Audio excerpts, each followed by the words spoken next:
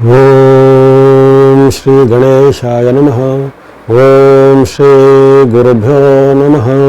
ನಮಃ ಸೂರ್ಯಾಯ ಚಂದ್ರ ಮಂಗಳ ಬುಧಾಯ ಚ ಗುರು ಶುಕ್ರ ಶನಿಭ್ಯಶ್ಚ ರಾಹವೇ ಕೇತವೇ ನಮಃ. ನೀಲಾಂಜನ ಸಮಾಭಾಸಂ ರವಿಪುತ್ರಂ ಯಮಾಗ್ರಜಂ ಛಾಯಾ ಮಾರ್ತಾಂಡ ಸಂಭೂತಂ ತಂ ನಮಾಮಿ ಶನೈಶ್ಚರಂ. ಕಾಕಧ್ವಜಾಯ ವಿದ್ಮಹೇ ಖಡ್ಗಹಸ್ತಾಯ ಧೀಮಹಿ ತನ್ನೋ ಶನೈಶ್ಚರ ಪ್ರಚೋದಯಾತ್. ಓಂ ಶಂ ಶನೈಶ್ಚರಾಯ ನಮಃ. ನಮಸ್ತೆ. ಅಸ್ಟ್ರೋ ಆಚಾರ್ಯ ಗುರೂಜಿ ವಾಹಿನಿಗೆ ತಮಗೆಲ್ಲರಿಗೂ ಆದರದ ಸ್ವಾಗತ. ವಾಹಿನಿಯನ್ನು ನಿರಂತರ ವೀಕ್ಷಿಸಿ ಪ್ರೋತ್ಸಾಹಿಸಿ ಸಬ್ಸ್ಕ್ರೈಬ್ ಮಾಡುವಂಥ ತಮಗೆಲ್ಲರಿಗೂ ಅನಂತ ಧನ್ಯವಾದಗಳನ್ನು ಸಲ್ಲಿಸುತ್ತಾ ಇವತ್ತಿನ ವಿಶೇಷ ಕಾರ್ಯಕ್ರಮ ಶನಿ ಮಹಾರಾಜರ ವಕ್ರಗತಿಯ ವಿಶ್ಲೇಷಣೆಗೆ ಸ್ವಾಗತ. ಇದೇ ಜುಲೈ 26ರಿಂದ ಡಿಸೆಂಬರ್ 8ರವರೆಗೆ ಸುಮಾರು 139 ದಿನಗಳಲ್ಲಿ ಶನಿ ಗ್ರಹದ ವಕ್ರಗತಿ ಚಲನೆ ಆರಂಭವಾಗಲಿದೆ. ಜುಲೈ 26ರ ರಾತ್ರಿ ಕಾಲದಲ್ಲಿ ಸುಮಾರು 10 ಗಂಟೆ 21 ನಿಮಿಷಕ್ಕೆ ಅಂದರೆ ಆಷಾಢ ಶುಕ್ಲ ದ್ವಾದಶಿ ಭಾನುವಾರದ ರಾತ್ರಿಯಂದು ಅಲ್ಲಿ ಶನಿ ಮಹಾರಾಜರ ವಕ್ರ ಸ್ಥಿತಿ ಆರಂಭವಾಗುತ್ತೆ. ರೇವತಿ ನಕ್ಷತ್ರದ 2ನೇ ಪಾದದಲ್ಲಿದ್ದಂತಹ ಶನಿ ಮಹಾರಾಜರು ಅಲ್ಲಿ ನಮ್ಮ ಭೂ ನಿವಾಸಿಗಳಿಗೆ ಭಾಸವಾಗುವಂತೆ ಒಂದು ಹಿಮ್ಮುಖವಾದ ಚಲನೆ, ಅಂದರೆ ನಕ್ಷತ್ರದ ಹಿಂದಿನ ಪಾದಗಳಿಗೆ ಚಲಿಸುವಂಥ ಒಂದು ಭ್ರಮೆ ನಮಗೆ ಉಂಟಾಗುತ್ತೆ. ಈ ಜ್ಯೋತಿಷ್ಯ ಶಾಸ್ತ್ರದಲ್ಲಿ ಈ ಗ್ರಹಗಳು ವಕ್ರ ಅಥವಾ ಹಿಮ್ಮುಖವಾದ ಚಲನೆಗೆ ಬರುವಂತಹ ವಿಚಾರವನ್ನು ವಕ್ರಗತಿ ಎಂದು ಪರಿಗಣಿಸಿ ಆ ವಕ್ರಗತಿಯ ಫಲವನ್ನು ಒಂದು ವಿಶೇಷವಾಗಿ ನಿರೂಪಣೆ ಮಾಡಿದ್ದಾರೆ. ಶುಭ ಗ್ರಹಗಳು ವಕ್ರಗತಿಗೆ ಬಂದಾಗ ಅಶುಭ ಫಲವನ್ನು ನೀಡ್ತವೆ. ಅಂದರೆ ಯಾವ್ಯಾವ ರಾಶಿಗಳಿಗೆ ಅಥವಾ ಯಾವ ಉತ್ತಮ ಫಲ ಇರುವಂಥದ್ದು ಇರ್ಬೋದು ಅಥವಾ ಅಶುಭ ಇರುವಂಥದ್ದು, ಎಲ್ಲರಿಗೂ ಅಲ್ಲಿ ಶುಭ ಗ್ರಹಗಳು ಉತ್ತಮ ಫಲವನ್ನು ನೀಡೋದಿಲ್ಲ. ಆದರೆ ಅಶುಭ ಗ್ರಹಗಳು, ಉದಾಹರಣೆಗೆ ಅಲ್ಲಿ ಕುಜ ಮತ್ತು ಶನಿ ಇವೆಲ್ಲವೂ ಅಶುಭ ಗ್ರಹಗಳಲ್ಲಿ ಬರುವಂಥದ್ದು. ಗುರು ಶುಕ್ರ ಬುಧ ಎಲ್ಲವೂ ಶುಭ ಗ್ರಹಗಳೇ ಬರುವಂತಹ ಪಟ್ಟಿಯಲ್ಲಿರುವಂಥವು. ಹಾಗಾಗಿ ಈ ಶುಭ ಗ್ರಹಗಳ ಪಟ್ಟಿಗೆ ವಕ್ರಗತಿ ಬಂದಾಗ ಬೇರೆಯೇ ಪರಿಣಾಮ, ಅಶುಭ ಎಂದು ಪರಿಗಣಿಸಲ್ಪಡುವಂಥ ಶನಿ ಮತ್ತು ಮಂಗಳರ ಇವಕ್ಕೆ ಪರಿಣಾಮ ಬೇರೆಯೇ ಇರುತ್ತೆ.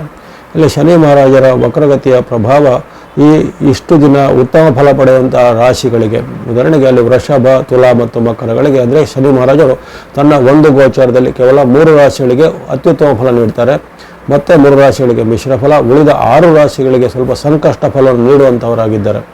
ಹಾಗಾಗಿ ಅಶುಭ ಅಂದರೆ ನಾವು ಸಾಮಾನ್ಯ ಪರಿಭಾಷೆಯಲ್ಲಿ ಪರಿಗಣಿಸಿದೆ ಹೊರತು ಗ್ರಹಗಳು ಎಲ್ಲವೂ ಅಲ್ಲಿ ಸಾಂಕೇತಿಕವಾಗಿ ಎಲ್ಲವೂ ಆ ಪರಮಾತ್ಮನ ಸೃಷ್ಟಿಯ ಒಂದು ನಿಯಮಾನುಸಾರವಾಗಿ ನಿರ್ಮಿಸಲ್ಪಟ್ಟಂಥ ಒಂದು ವ್ಯವಸ್ಥೆ, ಅದು ವಿಶ್ವದ ಒಂದು ವ್ಯವಸ್ಥೆ, ಆರ್ಗನೈಸೇಷನ್ ಅಂತ ಏನು ಹೇಳ್ತೀವಿ ಹಾಗೆ. ಅಲ್ಲಿ ಯಾವುದೂ ಮೇಲಲ್ಲ, ಯಾವುದೂ ಕೀಳಲ್ಲ, ಯಾವುದೂ ಶುಭಲ್ಲ, ಯಾವುದೂ ಅಶುಭಲ್ಲ, ಎಲ್ಲವೂ ಪರಮಾತ್ಮನ ಒಂದು ಸಂಕಲ್ಪ ರೂಪವಾಗಿ ನಡೆಯುವಂಥ ಘಟನೆಗಳು. ಹಾಗಾಗಿ ಅಲ್ಲಿ ನಾವು ಮನುಷ್ಯರ ಒಂದು ಸಾಮಾನ್ಯ ಪರಿಭಾಷೆಯಲ್ಲಿ ಬರುವಂತಹ ಈ ವಕ್ರೀಚರಣೆ ಅಂದರೆ ಅಲ್ಲಿ ನಿಜವಾದ ಸ್ಥಿತಿಯಲ್ಲಿ ಗ್ರಹಗಳು ಹಿಂದಕ್ಕೆ ಬರುವಂಥದ್ದೇನಿಲ್ಲ.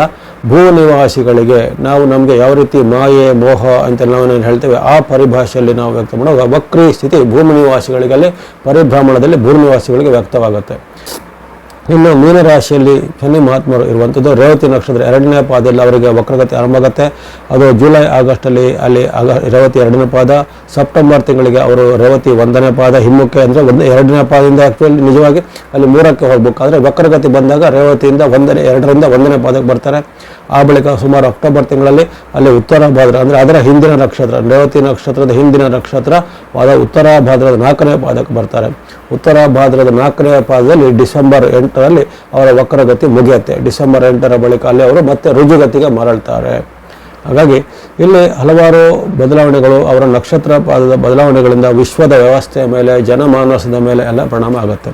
ಅಲ್ಲಿ ವಿಶೇಷವಾಗಿ ಶನಿ ಮಹಾರಾಜರು ಮೀನದಲ್ಲಿ ಇದ್ದಾಗ ಅಲ್ಲಿ ಮೀನದ ಫಲ ಹೇಳಿದಂತೆ ಮೀನಸ್ಥಿತಸ್ಯ ಮಂದಸ್ಯ ಕ್ವಚಿತ್ ದುಃಖಂ ಕ್ವಚಿತ್ ಸುಖಂ ಅನ್ನೋದು ಹೇಳಲ್ಪಟ್ಟಿದೆ. ಗುರುಬಂಧ ವಿರೋಧಸ್ಯ ಸ್ವಕುಲಾಚಾರ ನಾಶನಂ ಅನ್ನೋದು ಅಂತೆಲ್ಲ ವಾಕ್ಯಗಳು, ಋಷಿ ವಾಕ್ಯಗಳು ಹೇಳಲ್ಪಟ್ಟಿವೆ. ಅಂದರೆ ಅಲ್ಲಿ ಗುರುವಿನ ಸ್ಥಾನವಾದ ಮೀನದಲ್ಲಿ ಶನಿ ಮಹಾತ್ಮರು ಇದ್ದಾಗ ಅಲ್ಲಿ ಮಿಶ್ರ ಫಲಗಳ ಸಂಕೇತ, ವಿಶ್ವಕ್ಕೇನೆ ಮಿಶ್ರ ಫಲ, ಅಂದರೆ ವಿಶ್ವಕ್ಕೆ ಈಗ ಅನುಭವಕ್ಕೆ ಬಂದಿರ್ಬೋದು ಬಹಳಷ್ಟು ಜನರಿಗೆ ಆ ವಿಶ್ವದ ಒಂದು ಫಲ ಎಲ್ಲವೂ ಅನಿಶ್ಚಿತವಾಗಿರದೆ ಈಗಂದರೆ ಯಾವಾಗ ಶನಿ ಮಹಾರಾಜರು ಮೀನ ಪ್ರವೇಶ ಆಗಿದ್ರು ಅದರ ಹಿಂದಿನ ವಿಡಿಯೋಗಳನ್ನು ಗಮನಿಸಿಕೊಳ್ಳಿ. ಶನಿ ಮಹಾರಾಜರು ಪ್ರವೇಶ ಆದ ವಿಡಿಯೋಗಳು ಇರ್ತವೆ, ವರ್ಷಾನುಗಟ್ಟಲೆ ಹಿಂದಿನ ಮಾಡಿದ ವಿಡಿಯೋದಾಗಲಿ ಅಥವಾ ಈಗ ಅರ್ವಾಚೀನ ಅಂದರೆ ಈಗೀಗ ಮಾಡಿದ ವಿಡಿಯೋಗಳಲ್ಲಿ ನಾವು ಶನಿ ಮಹಾರಾಜರ ಪ್ರಭಾವವನ್ನು ಅವರು ಮೀನ ಪ್ರವೇಶದ ವಿಡಿಯೋದಲ್ಲಿ ಗಮನಿಸಿಕೊಳ್ಳಿ. ಅಲ್ಲಿ ಹೇಳಲ್ಪಟ್ಟ ಫಲಗಳು ಕಳೆದ 12 ತಿಂಗಳಲ್ಲಿ ಆಗಿವೆ ಇಲ್ಲವೋ ಅಥವಾ ರುಜುಗತಿಯಲ್ಲಿ ಆ ಫಲಗಳು ಆಗಿವೆ ಇಲ್ಲದನ್ನು ವಿಮರ್ಶೆ ಮಾಡಿದ್ರೆ ಗೊತ್ತಾಗುತ್ತೆ. ವಿಶ್ವದಲ್ಲಿ ಈಗ ಎಲ್ಲವೂ ಒಂಥರ ಅನ್ಸರ್ಟೆನಿಟಿ ಅಥವಾ ಎಲ್ಲವೂ ಒಂದು ಅನಿಶ್ಚಿತತೆಯ ಕಡೆಗೆ ಹೋಗುವಂಥದ್ದು.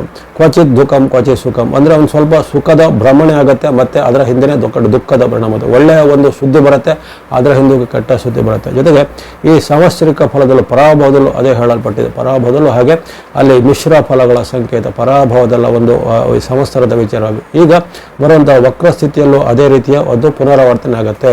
ಅಲ್ಲಿ ಸುಖ ದುಃಖಗಳ ಮಿಶ್ರ ಫಲಗಳು ವಿಶ್ವಕ್ಕೆ ಬರುವಂಥದ್ದು, ಕೆಲವೊಂದು ಸಾಂಕೇತಿಕವಾಗಿ ಸ್ವಲ್ಪ ಸರಿ ಹೊಂದಿದಂತೆ ಅಭಾಸವಾಗಿ ಮತ್ತೆ ಅದು ಮತ್ತಷ್ಟು ಉಲ್ಬಣ ಆಗುವಂಥದ್ದು. ಜನರಲ್ಲಿ ಆರ್ಥಿಕತೆ ಇರ್ಬೋದು, ರಾಜಕೀಯ ಇರ್ಬೋದು, ಅಥವಾ ಶಾಂತಿ ಸಂಧಾನಗಳು ಇರ್ಬೋದು, ಯುದ್ಧದ ವಿಚಾರಗಳಿರ್ಬೋದು, ಅಥವಾ ಶೈಕ್ಷಣಿಕ ವ್ಯವಸ್ಥೆ ಇರ್ಬೋದು, ಎಲ್ಲದರಲ್ಲೂ ಯಾವುದೇ ಒಂದು ರೀತಿಯ ಅನಿಶ್ಚಿತದ ಭಾವನೆಗಳು ಜನರಲ್ಲಿ ಮೂಡುತ್ತೆ, ಆಳುವವರಲ್ಲಿ ಮೂಡುತ್ತೆ. ಜೊತೆಗೆ ಈ ಗುರು ಸ್ಥಾನದಲ್ಲಿ ಇರುವಂಥವ್ರು, ಯಾಕಂದರೆ ಅಲ್ಲಿ ಗುರುವಿನ ಮನೆಯಲ್ಲಿ ಶನಿ ಮಹಾರಾಜರಿಗೆ ವಕ್ರಗತಿ ಬಂದಿರುವಂಥದ್ದು ಗಮನಿಸ್ಕೊಳ್ಳಿ.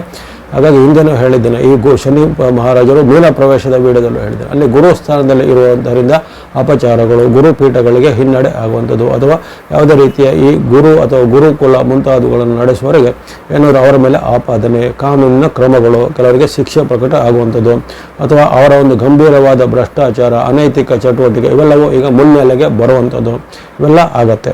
ಹಾಗಾಗಿ ಅನೇಕ ರೀತಿಯ ಕಳಂಕ ಮತ್ತು ಕಂಟಕಗಳು ಗುರುಗಳಿಗೆ, ಗುರುಪೀಠಕ್ಕೆ, ಜೊತೆಗೆ ಗುರುಸ್ಥಾನದಲ್ಲಿರೋರಿಗೆ ವ್ಯಕ್ತವಾಗುತ್ತೆ. ಇದಲ್ಲದೆ ಶಾಲಾ ಕಾಲೇಜು ಶೈಕ್ಷಣಿಕ ಸಂಸ್ಥೆಗಳ ಕೆಲವು ಕರ್ಮಕಾಂಡಗಳು ಬಯಲಾಗುವುದು. ಇದು ಒಂದು ದೇಶಕ್ಕೆ ಸೀಮಿತ ಅಲ್ಲ, ವಿಶ್ವಕ್ಕೆ ಸೀಮಿತ ಆಗಿರುತ್ತೆ. ಕರ್ಮಕಾಂಡಗಳು ಬಯಲಾಗುವಂಥದ್ದು, ಅಂಥ ಶೈಕ್ಷಣಿಕ ಸಂಸ್ಥೆಗಳ ಅಪಚಾರಗಳು ನಡೆಯುವಂಥದ್ದು, ಅಥವಾ ಒಂದು ಸಮಾಜ ವಿರೋಧಿ ಕೃತ್ಯಗಳು, ಉದಾಹರಣೆಗೆ ಡ್ರಗ್ಸ್ ಇರ್ಬೋದು, ಅಥವಾ ಉಗ್ರವಾದಿ ಕೃತ್ಯ ಇರ್ಬೋದು, ಅಥವಾ ಇನ್ನಿತರ ಯಾವುದೇ ಈ ಸಮಾಜ ವಿರೋಧಿಯಾದಂಥ ಘಾತುಕ ಕೃತ್ಯಗಳು, ಕ್ರೈಮ್ಗಳು ಇರ್ಬೋದು, ಅವೆಲ್ಲವೂ ಈ ಶೈಕ್ಷಣಿಕ ಸಂಸ್ಥೆಗಳಲ್ಲಿ ಅದು ಬಳಕೆಗೆ ಬರುವಂಥದ್ದು. ಅಂದರೆ ಗೋಮುಖ ವ್ಯಾಘ್ರರ ಮುಖವಾಡಗಳು ಕಳಚುವಂಥದ್ದು, ಇವೆಲ್ಲವೂ ಈ ಕಾಲದಲ್ಲಿ ಸಾಧ್ಯತೆ ಇರುತ್ತೆ. ಹಾಗಾಗಿ ಸಾರ್ವಜನಿಕ ಜೀವನದಲ್ಲಿ ಅಥವಾ ರಾಜಕೀಯ ಜೀವನದಲ್ಲಿ, ಧಾರ್ಮಿಕ ಜೀವನದಲ್ಲಿ ಯಾರು ಪುಡಾರಿ ಅಥವಾ ಮುಖಂಡರು ಅಥವಾ ನಾಯಕರು, ನೇತೃತ್ವರು, ಗುರುಗಳು ಅಂತ ಅಂದ್ಕೊಳ್ತಾರೋ ಅವರೆಲ್ಲರಿಗೂ ಕೆಲವೊಂದು ವಿಚಾರದಲ್ಲಿ ಶನಿ ಮಹಾತ್ಮರಿಂದ ಪರೀಕ್ಷೆ, ಶಿಕ್ಷೆ ಎರಡೂ ಇದೆ. ಪರೀಕ್ಷೆನೂ ಇದೆ, ಶಿಕ್ಷೆನೂ ಇದೆ. ಜೊತೆಗೆ ಅವರ ಒಂದು ಬಣ್ಣ ಬಯಲಾಗುವಂತಹ ಘಟನೆಗಳು ಈ ವಕ್ರಗತಿಯಲ್ಲಿ ಆಗುತ್ತೆ. ಹಾಗಾಗಿ ಶನಿ ಮಹಾರಾಜರು ವಕ್ರಗತಿಗೆ ಹೋದ ತಕ್ಷಣ ಎಲ್ರಿಗೂ ಒಳ್ಳೆಯದಾಗತ್ತೆ ಅಥವಾ ಎಲ್ರಿಗೂ ತೊಂದರೆ ಇದಾಗತ್ತೆ. ಅಂದರೆ ಯಾರು ಕೆಟ್ಟದಲ್ಲಿ ಅನೈಕದಲ್ಲಿ ಇದ್ದಾರೆ ಅವರಿಗೆ ಅಲ್ಲಿ ಶಿಕ್ಷೆ ಬರುವಂಥದ್ದು. ಯಾರು ರುಜು ಮಾರ್ಗದಲ್ಲಿ ಅಥವಾ ಯಾರು ಧರ್ಮ ಮಾರ್ಗದಲ್ಲಿ, ನ್ಯಾಯ ಮಾರ್ಗದಲ್ಲಿ ಅವರಿಗೆ ಖಂಡಿತ ಶನಿ ಮಹಾರಾಜರ ವಕ್ರಗತಿಯಲ್ಲಿ, ಆದರೆ ಯಾವುದೇ ರಾಶಿ ಭೇದ ಇಲ್ಲದೆ ಖಂಡಿತ ಈ ವಕ್ರಗತಿಯಲ್ಲಿ ಅವರು ಒಳ್ಳೆಯದೇ ಮಾಡ್ತಾರೆ. ಅದು ಈ ನಿಮ್ಮ ಸಾಡೆ ಸಾತಿ ಇದ್ದಂಥ ಉದಾಹರಣೆಗೆ ಅಲ್ಲಿ ಕುಂಭ, ಮೀನ, ಮೇಷಕೈಗೆ 7 ವಾರ ಇದೆ. ಆ 7 ವಾರ ಇದ್ದಂಥವರು ಇಷ್ಟು ದಿನ ನೀವು ಖಂಡಿತ ರುಜು ಮಾರ್ಗದಲ್ಲಿದ್ದರೆ, ಭಕ್ತಿ ಧ್ಯಾನಗಳನ್ನು ಮಾಡ್ತಾಯಿದ್ರೆ, ನ್ಯಾಯ ಮಾರ್ಗದಲ್ಲಿದ್ದರೆ, ನೀವು ಅಹಂಭಾವ ತ್ಯಜಿಸಿದ್ರೆ ಖಂಡಿತ ನಿಮಗೂ ಯಾವುದೇ ತೊಂದರೆ ಆಗೋದು ಭಾಳ ಒಳ್ಳೆಯದಾಗತ್ತೆ. ಹಾಗಾಗಿ ಈ ವಕ್ರಗತಿಯ ಪ್ರಭಾವವನ್ನು ಗಮನಿಸಿಕೊಳ್ಳಿ. ಮಹಾರಾಜರು ಅವರು ಯಾವುದೇ ರೀತಿಯ ಒಂದು ನಿಷ್ಪಕ್ಷಪಾತವಾದಂತಹ ಒಂದು ಜಡ್ಜ್ ಇದ್ದಾಗೆ, ಅಂದರೆ ಯಾವುದೇ ರೀತಿಯ ಪಾರ್ಶಾಲಿಟಿ ಮಾಡಿದಂಥ ಒಂದು ನ್ಯಾಯಮೂರ್ತಿ ಇದ್ದಂಗೆ. ಹಾಗೆ ಅವರಿಂದಾಗಿ ಈ ವಕ್ರಗತಿಯಲ್ಲಿ ಅನೇಕ ರೀತಿಯ ವಿಶ್ವಕ್ಕೆ ಅಚ್ಚರಿಗೊಳ್ಳುವಂಥ ಪ್ರಕಟಣೆಯಾಗ್ಬೋದು. ಕೆಲವರ ಬಣ್ಣ ಕಳಚ್ಬೋದು, ಕೆಲವರು ಮುಖವಾಡ ಕಳಚುವಂಥದ್ದು. ಜೊತೆಗೆ ಹಿಂದೆ ನಾವು ಯಾವುದನ್ನು ತುಂಬ ನಂಬಿಕೆ ಇಟ್ಟುಕೊಂಡಂಥ ವ್ಯಕ್ತಿಗಳಾಗಲಿ, ಶಕ್ತಿಗಳಾಗಲಿ ಅವರು ಈಗ ಮಾರಕವಾಗಿ ನಮ್ಗೆ ಅವರ ಒಂದು ಇನ್ನೊಂದು ಮುಖಗಳು ಬಯಲಾಗುವಂಥದ್ದೆಲ್ಲ ಘಟನೆ ಆಗತ್ತೆ. ಹಾಗಾಗಿ ಇವೆಲ್ಲವೂ ಹಿಂದೆನೂ ಆಗಿವೆ, ಮುಂದೆನೂ ಆಗಲಿರ್ತವೆ. ಹಾಗಾಗಿ ಈ ಬಾರಿಯ ಈ ವಕ್ರಗತಿ ಈ ಜುಲೈ 26ರಿಂದ ಡಿಸೆಂಬರ್ 8ರವರೆಗೆ 139 ದಿನಗಳ ಸಾರ್ವತ್ರಿಕ ಫಲವನ್ನು ಹೇಳಿದಾಗಿದೆ. ಈ ಕಾಲದಲ್ಲಿ ಎಲ್ಲ ವ್ಯಾಪಾರ, ಉದ್ಯಮ ಚಟುವಟಿಕೆ, ಧಾರ್ಮಿಕ ವಿಚಾರ ಅಥವಾ ಇನ್ನಿತರ ಯಾವುದೇ ನ್ಯಾಯಾಂಗಕ್ಕೆ ಸಂಬಂಧಪಟ್ಟ, ಶೈಕ್ಷಣಿಕ ವಿಭಾಗಕ್ಕೆ ಸಂಬಂಧಪಟ್ಟದು ಎಲ್ಲ ಕ್ಷೇತ್ರದಲ್ಲೂ ಒಂದು ರೀತಿಯ ಸ್ವಲ್ಪ ಸ್ಲೋನೆಸ್ ಅಥವಾ ಹಿನ್ನಡೆಗಳು ಕಾಣಬಹುದಾಗಿದೆ. ಹಾಗಾಗಿ ಈ ಕಾಲವನ್ನು ಸ್ವಲ್ಪ ನೀವು ಗಮನಿಸಿಕೋಬೇಕು. ಜೊತೆಗೆ ಕೆಲವೊಂದು ವಿಚಾರದಲ್ಲಿ ಇಲ್ಲಿ ನೀವು ಮೇರೆ ಮೀರದಂತೆ, ಅಹಂಗೆ ಒಳಗಾಗದಂತೆ, ಜೊತೆಗೆ ಅನ್ಯಾಯ, ಅಕ್ರಮ, ಭ್ರಷ್ಟಾಚಾರ, ಅನೈತಿಕತೆಗೆ ಹೋಗದಂತೆ ಸ್ವಲ್ಪ ಮುನ್ನೆಚ್ಚರಿಕೆಯನ್ನು ಎಲ್ಲ ರಾಶಿಯವರು ಸಾರ್ವತ್ರಿಕವಾಗಿ ಗಮನಿಸ್ಕೋಬೇಕು. ಯಾಕಂದರೆ ಅಲ್ಲಿ ನೀವು ಹೋದರೆ ಅದು ಮುಂದೆ ಶನಿ ಮಹಾರಾಜರು ರುಜುಗತಿಗೆ ಬರ್ತಾರೆ. ಯಾವಾಗ ಅಲ್ಲಿ ಡಿಸೆಂಬರ್ 8ರ ಬಳಿಕ ಅದರ ಒಂದು ನೀವು ಮಾಡಿದ ಒಂದು ಕುಕೃತ್ಯಗಳ 10 ಪಟ್ಟು ಅವರು ಅಲ್ಲಿ ಶಿಕ್ಷೆಯನ್ನು ಕೊಡಲಿಕ್ಕೆ ಸಹ ಸಿದ್ಧರಿದ್ದಾರೆ. ಹಾಗೆ ಅದನ್ನು ಗಮನದಲ್ಲಿಟ್ಕೊಳ್ಬೇಕು ಅಂತದ್ದು. ಹಾಗಾಗಿ ತಮಗೆಲ್ಲರಿಗೂ ಈ ಶನಿ ಮಹಾರಾಜರ ವಕ್ರಗತಿ ಅವಧಿಯಲ್ಲಿ ಮಹಾರಾಜರಿಂದ ಆಯುರ್ವೇದ ಶಕೀತೆ ಜಯಲಾಭಗಳು ಸಿದ್ಧಿಯಾಗಲಿ. ವಾಹಿನಿಯ ತಾವು ನಿರಂತರ ಪ್ರೋತ್ಸಾಹಿಸಿದರೆ ತಮಗೆಲ್ಲರಿಗೂ ಮತ್ತೊಮ್ಮೆ ಧನ್ಯವಾದಗಳು. ಮುಂದೆ ನಿಮ್ಮ ಪ್ರೋತ್ಸಾಹ ನಿರಂತರ ಸಿಗ್ತಾ ಇರಲಿ. ಸರ್ವೇಷಾಂ ಸನ್ಮಂಗಲಾನಿ ಭವಂತು. ಓಂ ಶಂ ಶನೈಶ್ಚರಾಯ ನಮಃ.